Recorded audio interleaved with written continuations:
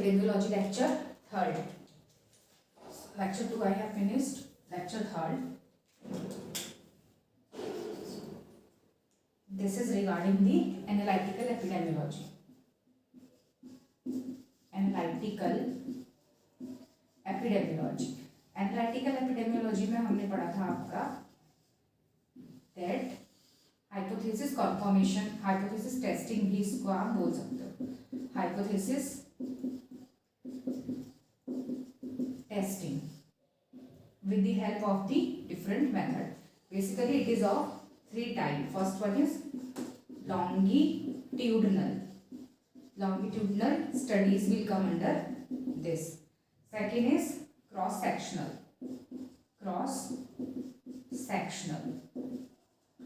Third one is ecological. Ecological.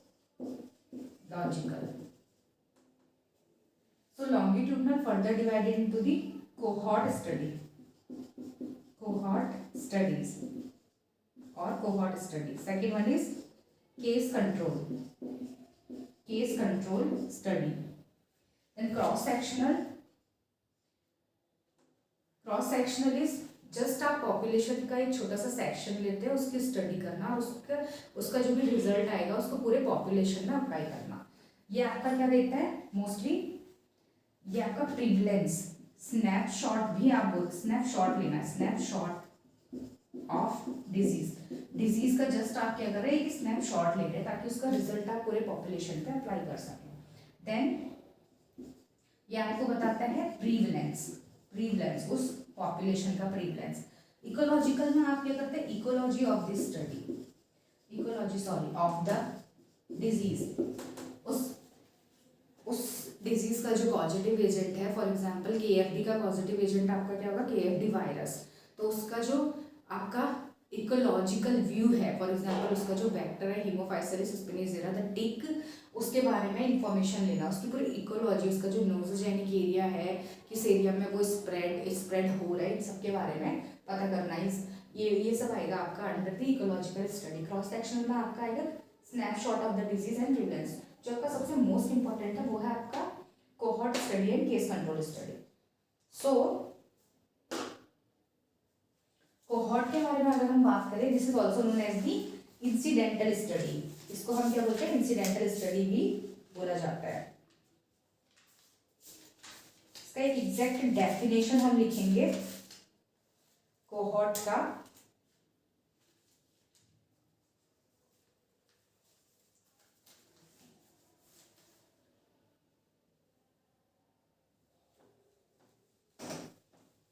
So first one is cohort study.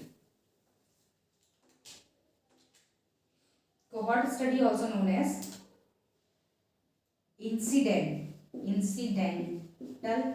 study. ये आपको incidence के बारे में बताती है. It will reveal the incidence. हमें क्या पता चलेगा, उस डिजीज के कितने नए केसेस है, कितने इंसिडेंट्स है, उसके बारे में पता चलेगा. Then cohort study also known as the looking forward और cause to effect, exposure to outcome, then case control. This is also known as, और क्या नाम है इसके, cohort prospective. Next one is prospective. इसके बहुत सारे नाम हैं, जो मेन है वो यहाँ पे लिखे हुए. prospective, forward looking. Then risk factor to disease.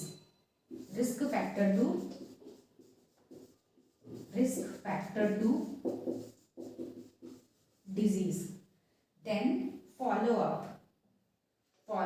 इसको follow up क्यों बोलते हैं ये अभी बताया जाएगा. follow up study. While case control is just opposite to the cohort. इसको आप बोल सकते हैं trohoc study. Then backward looking. Then effect to cause, outcome to exposure, disease to risk factor. Then outcome to exposure we have completed. Backward looking, retrospective. Here it is prospective, means आगे देखना. Retrospective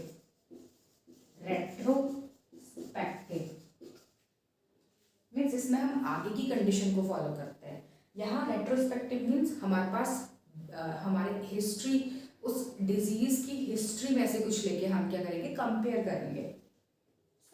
So here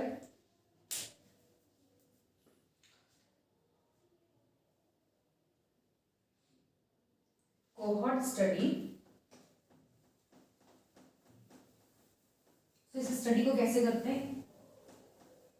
cohort, पहला है इसमें cohort is if we are having two group of people. This is first group, this is second group, and both are healthy. ये भी healthy group है आपके पास और ये भी हेल्दी ग्रुप है आपके पास. तो इसको क्या किया, एक्सपोजर ऑफ द फैक्टर दिया गया, इसको भी एक्सपोज किया गया डिजीज के लिए. देन हमने क्या करना है, फॉलो करना है डिजीज को. विल फॉलो दी डिजीज को फॉलो करेंगे. मीन्स हमारे पास एक्सपोजर ऑलरेडी है, फैक्टर ऑलरेडी है, कॉजेटिव एजेंट ऑलरेडी है, रिस्क फैक्टर हमारे पास पहले से है. दो हेल्दी इंडिविजुअल के जो ग्रुप हैं, एक ग्रुप ये है, एक ग्रुप ये है, एक को हमने क्या किया, एक्सपोज किया उस फैक्टर के लिए, और हम चेक करेंगे, फॉलो अप करेंगे हम कि कौन से ग्रुप में डिजीज हो रही है. सो कॉजल फैक्टर और वो डिजीज का रिलेशनशिप इससे पता चल जाएगा.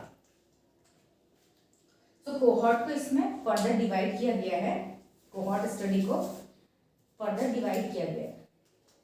इसका जो एग्जैक्ट डेफिनेशन होगा आपका, group expose to the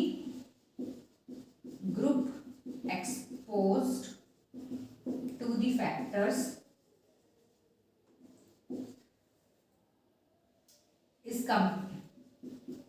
is compared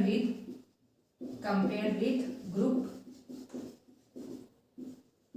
not exposed. Sorry, it is not exposed. तो यहाँ डिजीज नहीं आएगी, यहाँ डिजीज आनी चाहिए. Group not expose to the factor, not exposed to the factor with respect to the development of disease, with respect to the development of disease. So दोनों group हमारे पास healthy हैं, लेकिन एक में हमने एक्सपोजर दिया है, रिस्क फैक्टर दिया है, और सेकंड में हमने रिस्क फैक्टर नहीं दिया. ऑब्वियसली बात है, अगर दोनों में ही रिस्क फैक्टर अगर दे देंगे तो डिजीज दोनों में डेवलप हो जाएगी. लेकिन हमने क्या करना है, एक को एज अ कंट्रोल रखना है, तो इसमें हम क्या करेंगे, रिस्क फैक्टर नहीं देंगे. इससे पहले में मैंने नॉट बोलना भूल गई हूँ, जो सेकंड ग्रुप होगा उसमें हम एक्सपोजर नहीं करेंगे रिस्क फैक्टर का. ये ध्यान देने वाली बात है. इसका एक एग्जाम्पल हम ले सकते हैं. कोहॉर्ट स्टडी का एक जो फेमस एग्जाम्पल है वो है आपका Framingham heart disease. Framingham heart disease. और दूसरा इसका एग्जाम्पल है आपका द ग्रुप ऑफ यंग न्यूट्रिड which compared with group of entire witches with respect to development of urinary incontinence. witches के दो ग्रुप को कंपेयर किया गया डिजीज को देखने के लिए. Disease is urinary incontinence. So here ये जो एग्जाम्पल है फ्रेमिंघम हार्ट डिजीज, ये मोस्टली एग्जाम में पूछा जाता है, तो इसको हम एक्सप्लेन करेंगे. फ्रेमिंघम हार्ट डिजीज आपकी सबसे पहले की गई थी, ये कंडक्ट करवाई गई थी. फ्रेमिंघम हार्ट डिजीज आपकी, लेट मी चेक वंस का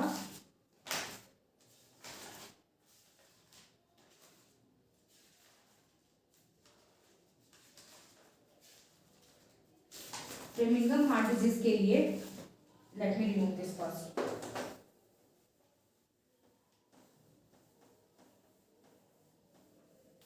फ्रेमिंगम इज अ प्लेस, ये एक जगह है, वहां पर ये स्टडी कंडक्ट करी गई। तो ये स्टडी क्यों कंडक्ट की गई? कार्डियोवास्कुलर डिजीज को देखने के लिए। कुछ उस एरिया में 5000 से भी ज़्यादा लोगों पे ये सर्वे किया गया और क्या देखा गया? रिस्क फैक्टर लिया गया। स्मोकिंग है और डाइट है, हाई फैट डाइट है, इन सबको क्या किया गया? देखा गया और 20 साल तक इस स्टडी को फॉलो अप किया गया 5000 लोगों में अलग अलग ग्रुप बना के।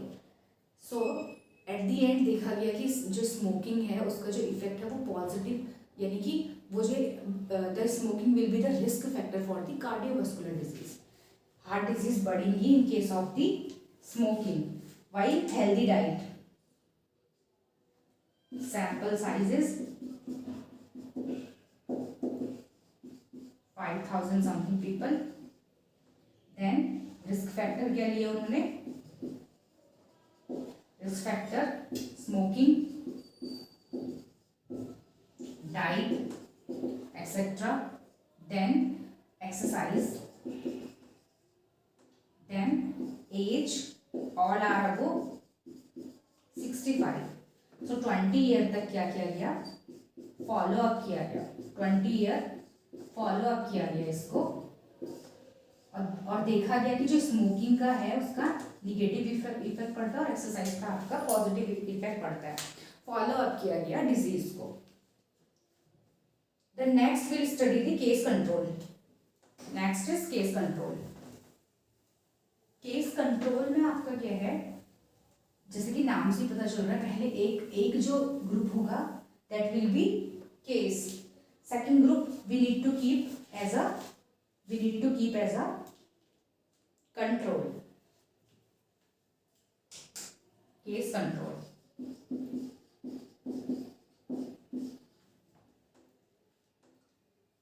Compare a group of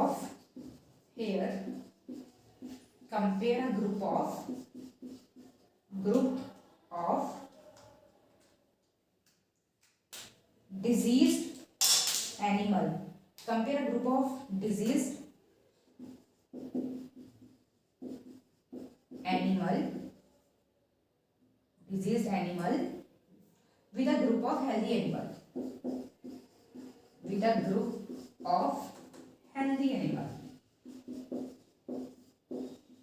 यहाँ पे रिस्क फैक्टर को एक्सपोज नहीं किया गया। हमारे पास ऑलरेडी डिजीज्ड एनिमल का एक ग्रुप है और दूसरा ग्रुप हमने हेल्दी ग्रुप लिया है। अब हम क्या करेंगे? रिस्क फैक्टर को ऑब्जर्व करेंगे। इसमें आपके कॉज को ऑब्जर्व किया जाएगा। Compare a group of diseased animal with a group of healthy animal with respect to hypothesized causal factor जो हमने सोचा है कि ये causal factor हो सकता है। causal factor group of cat with urolithiasis, इसका एग्जाम्पल है आपका group of cat with urolithiasis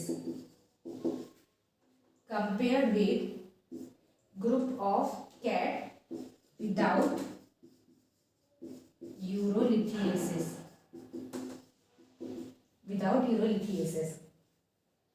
with respect to consumption of the dry food. With respect to consumption of dry food. So dry food के consumption के base पे dry food को क्या माना गया? एज अ रिस्क फैक्टर माना गया और इसके लिए पीछे जाकर स्टडी देखी गई। ये जो ड्राई फूड है आपका, इसके कंजप्शन से क्या होता है? यूरोलिथियोसिस एक डिजीज होती है कैट के केस में।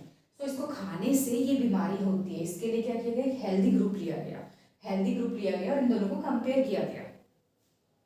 देन थर्ड वन जो बताया था मैंने, क्रॉस सेक्शनल स्टडी, जिससे क्या पता चलता है? जिससे हमें क्या पता चलता है? स्नैपशॉट यानी प्रिवलेंस पता चलता है। So the definition of the cross sectional study is definition of cross sectional study. There is exact definition in the book of Thrushfield. ये है आपका investigate relationship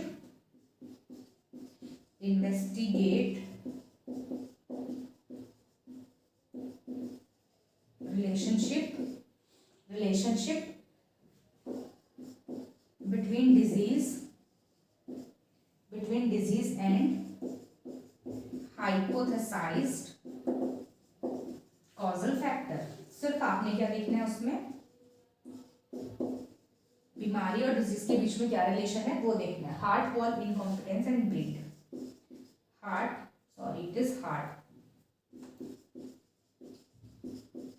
heart wall incompetence and breed means ये disease आपकी किसी specific breed में ही होती है dog के. तो आपने देखना है कि उस ब्रीड और उस कॉजल फैक्टर का क्या रिलेशनशिप है.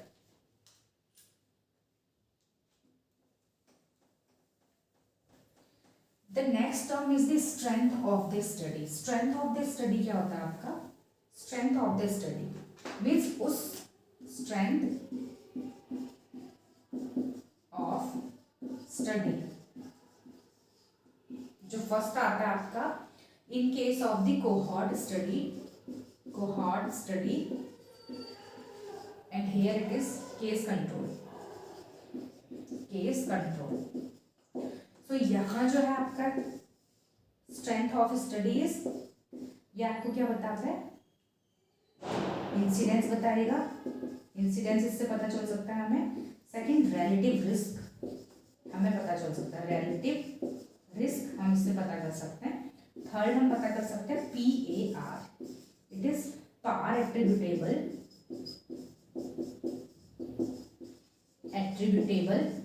रिस्क. सो इंसिडेंस क्या है, रिलेटिव रिस्क क्या है, पार एट्रीब्यूटेबल रिस्क आपका क्या है, इसके बारे में हम बाद में डिटेल करेंगे. यहाँ से हमें सिर्फ पता चलेगा इसका जो स्ट्रेंथ है वो है ऑड रेशियो.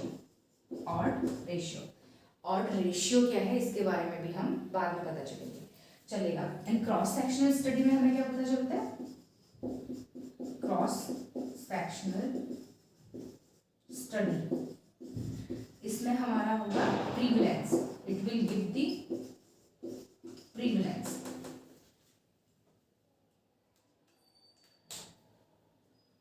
तो जो next one is the experimental epidemiology.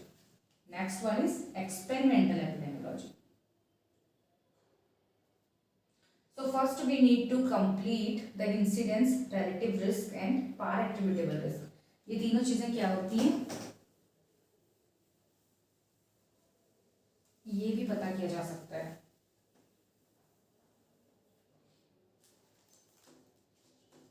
So here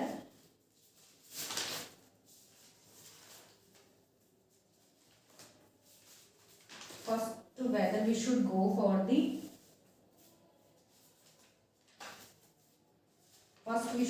the advantage of and disadvantage of the cohort and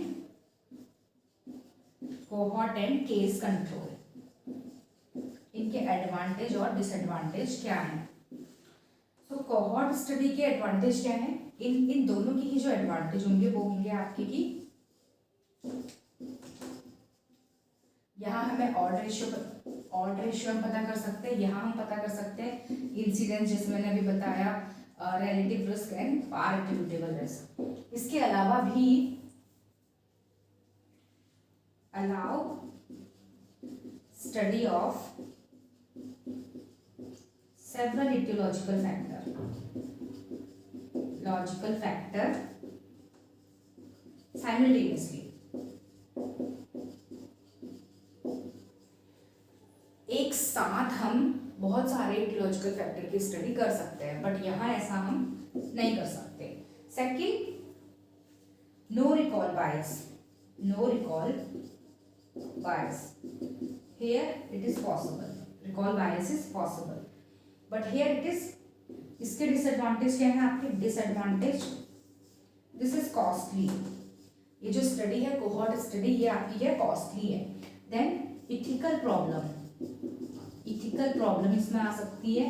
then time consuming, it is time consuming, can not measure order ratio, ये आपका order ratio को major नहीं कर सकता। वही क्या है, ये सब इसके बेनिफिट है, बेनिफिट।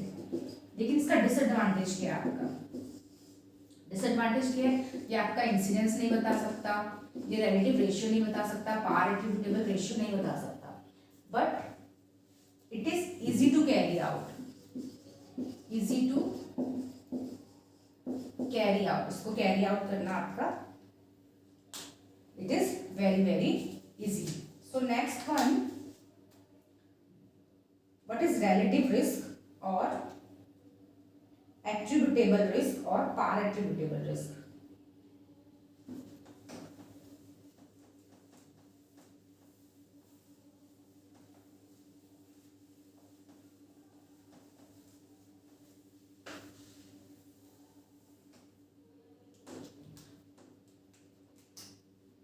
ये सब आपका है स्ट्रेंथ ऑफ कोहॉर्ट स्टडी में, cohort study. The first one is relative risk. So relative risk आपका क्या है, रिलेटिव रिस्क आपको तब समझ में आएगा, इससे पहले मुझे थोड़ा सा इंसिडेंस, मॉर्टेलिटी, मॉर्बिडिटी क्या होता है उस बारे में पता करना होगा। इंसिडेंस आपका क्या है, simply the number of new cases in the population at risk, जितनी भी पॉपुलेशन है रिस्क में उतने कितने नंबर ऑफ नए केसेस आके उसको हम बोलते हैं इंसिडेंस। सो वहीं से रिलेटिव रिस्क कितना है आपका, कितने नए केसेस, ये इंसिडेंस से ही जुड़ा हुआ है। Relative risk is incidence among exposed और incidence among non expose group, non exposed group. So इसकी जो यूनिट होती है वो क्या होती है, 5 टाइम और 10 टाइम और कुछ भी ले सकते हैं इसमें टाइम मोर। मीन्स इसको अगर हम रिजल्ट को अगर बोलना चाहते हैं तो हम ये बोलेंगे कि the breed of dog is 10 time more prone for the disease as compare to the breed of cat. इतना टाइम ज्यादा रिस्क एक्सपोज्ड वालों में है as compare to non exposed वालों में। यहाँ 5 टाइम्स ज्यादा चांसेस है डिजीज होने के एक्सपोज्ड वाले ग्रुप में। So if it is relative risk अगर आपका आता है more than 1, if relative risk is more than 1 means it is positive association है आपका, positive association between the causal factor and disease. कैसे example, it is smoking and lung cancer. यहाँ आप देख सकते हैं स्मोकिंग करने से ही लंग कैंसर के चांसेस बढ़ते हैं, तो ये पॉजिटिव रिस्पॉन्स है। If relative risk is equal to 1 then it is means same, positive association है, ये स्टेबल एसोसिएशन है स्मोकिंग एंड से HIV और ads.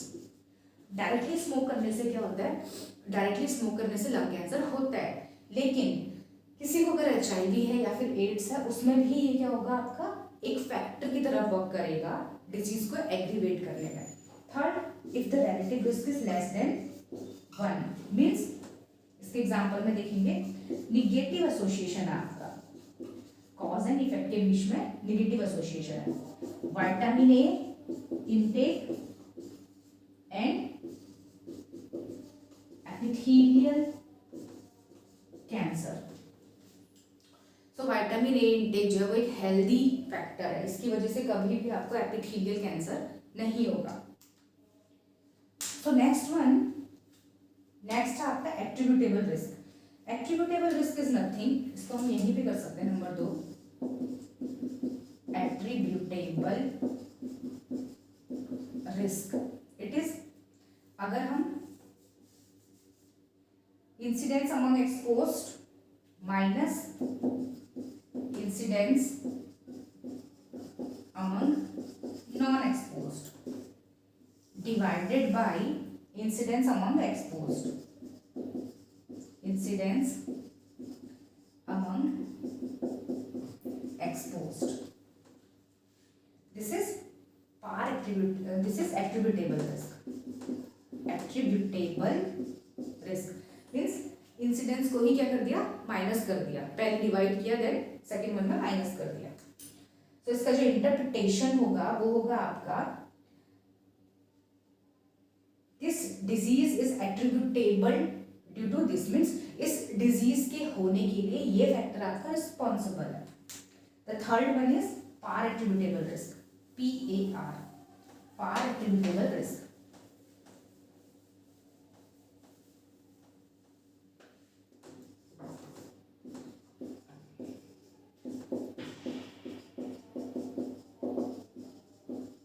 Par attributable risk. It is incidence among total incidence minus incidence among non-exposed.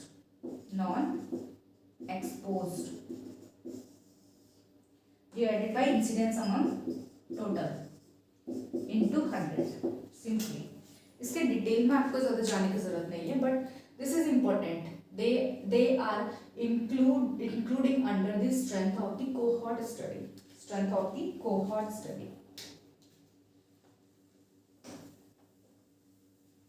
So next आपका strength of the case control study का क्या होगा? Strength of case control ना होता है आपका odd ratio.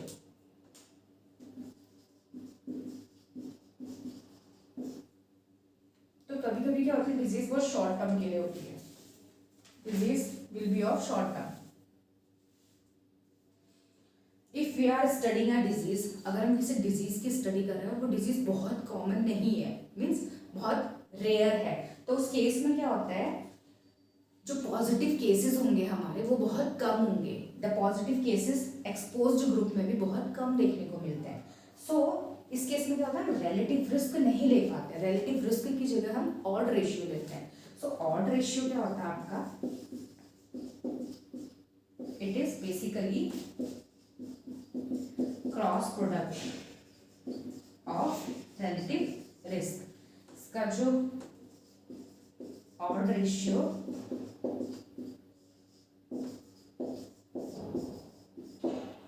ये इसका फॉर्मूला है.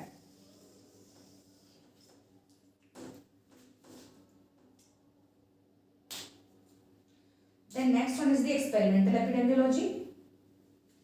Experimental epidemiology.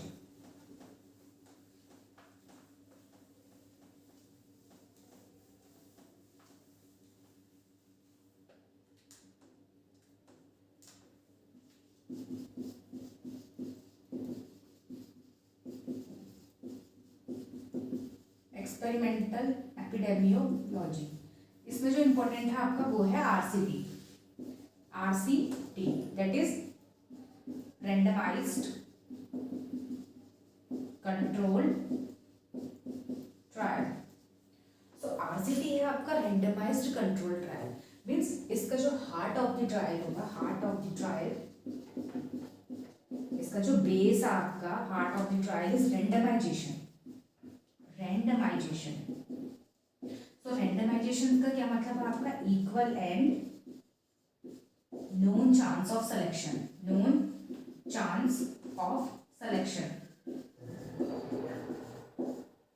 मेटा एनालिसिस एक टाइप की स्टडी है. मेटा एनालिसिस के बाद अगर किसी स्टडी को वैलिडेशन दिया गया है तो वो है आपकी RCT मीन्स इसमें क्या किया जाता है, जो सैंपल लिए जाते हैं वो रैंडम लिए जाते हैं, रैंडम, उसमें कोई बायसनेस नहीं होती. Equal and known chance of the selection.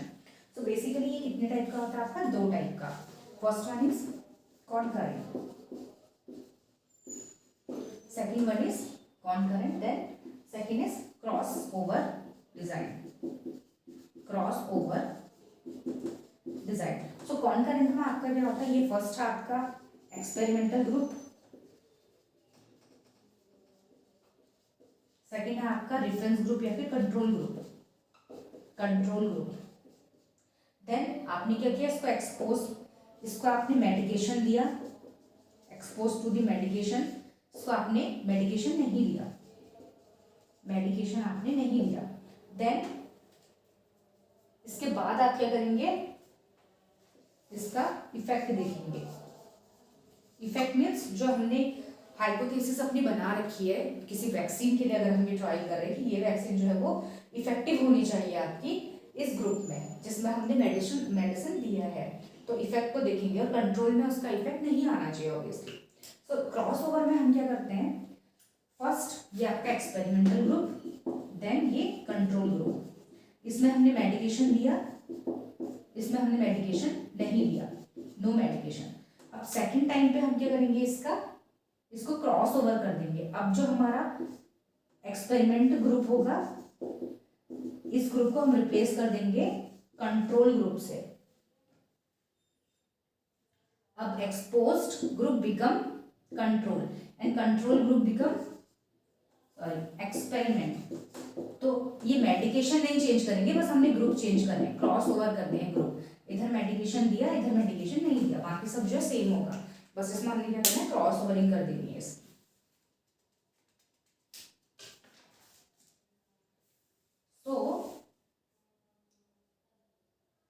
Mostly ये किया जाता है आपका वैक्सीन के केस में। इसके बाद हमने पढ़ा था फील्ड ट्रायल, ये भी वैक्सीन के केस में। कम्युनिटी ट्रायल, इसमें पूरी कम्युनिटी को इन्वॉल्व किया जाता है। फील्ड ट्रायल में किसी हेल्दी इंडिविजुअल को क्या किया जाता है, इन्वॉल्व किया जाता है। द लास्ट वन जो थियोरेटिकल था आपका, उसमें वही है कि आप रिप्रेजेंटेशन करेंगे मैथमेटिकल मॉडल से, इतना डीप में जाने की जरूरत नहीं पड़ेगी। So next is the measure of the disease frequency. हम डिजीज को कितने टाइप से मेजर कर सकते हैं। So in next lecture we will start the measure of the disease frequency.